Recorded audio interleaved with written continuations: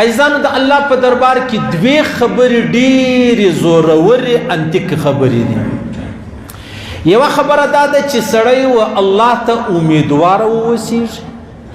دویمه خبره دا ده چې سړی له الله وبیریږي، خوف اختیار کړي. د الله په دربار کې امیدواره یم الله ډېر غفور رحیم ذات دی، او بیا د الله په دربار کې په دې ډېر بیریږم چې زه ډېر لوی ګناهګار یم. یو طرف ته د الله رب العزت د رحمت معامله سوله، بل طرف ته زما او ستا د لوی لوی ګناو معامله سوله. ما او تا به په دې مابینځ کې خپل ژوند تېروو.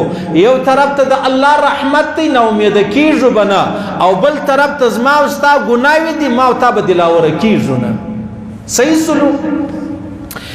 عزیزانو، مسند امام احمد حدیث نقل کړی دی. پیغمبر علیه الصلاۃ والسلام فرمایي چې کله دغه آیات الله راواستوي چې لا تقنطوا من رحمت الله، تاسو زما له رحمت مه نا امیده کېږئ.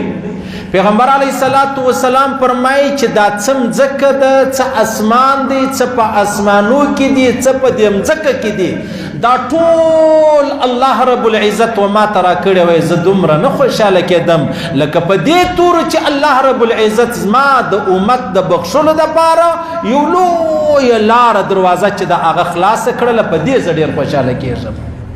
یعنی که یو سړی هر څو لویه ګناه وکړي، هر څو لوی ګناهګاره سي، لیکن نا امیده کېږي به نه چې ته د الله په دربار کې معافي وغواړې، الله به تا ته عفو کوي، الله به تا بخښي، الله ستا د بخشش فیصله چې د هغه کوي. نو یو سړی ناست هغه ولې یا رسول الله، نو چې یو سړی به د الله په دربار کې نه نا امیده کېږي له بخښلو، نو که یو سړی مشرک و بیا هغه به هم نه نا امیده کېږي.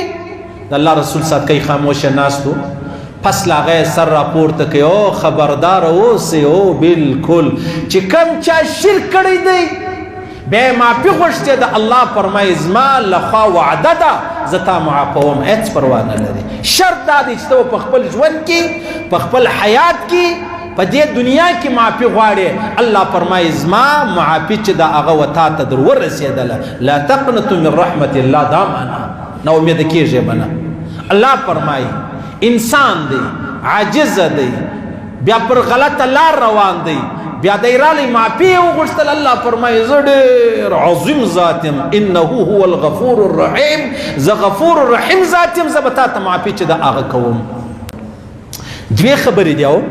یوه خبره دا ده چې د الله په دربار کې به امیدواره یې، امید به لرې د رحمت چې الله ډېر مهربانه دی، او په بل طرف کې به پر خپلو ګناو بیریږي، پر خپلو ګناو بیریږي چې هسې نه وي دا زما ګناه چې دغه ما جهنم ته ورسوي. فرمایي عبدالله ابن عمر ان لدینا انکالا و جحیما، دغه آیات چې الله فرمایي زما په دربار کې دومره زولني دي د پښو، او دغسې مطلب جهنم دی لوی عظیم. یو قاري دا قرات کوي، دا آیات یې وایي، عبدالله ابن عمر فرمایي پیغمبر اسلام بېهوشه سو، ای الله زه به څه کوم، دا څونه لویه ورځ را روانه ده. یو ورځ پیغمبر علیه الصلاۃ والسلام مبارک یو انصاري صحابي و په مجلس کې به ناست، بیا ورک سو، ډېر یې ژړل، د الله څخه ډېر بېرېدی. نو بیا پیغمبر اسلام پوښتنه وکړه، بیا کور ته پسې ورغلی، چې ورغلی هغه هلته ډېر ژړلي وو.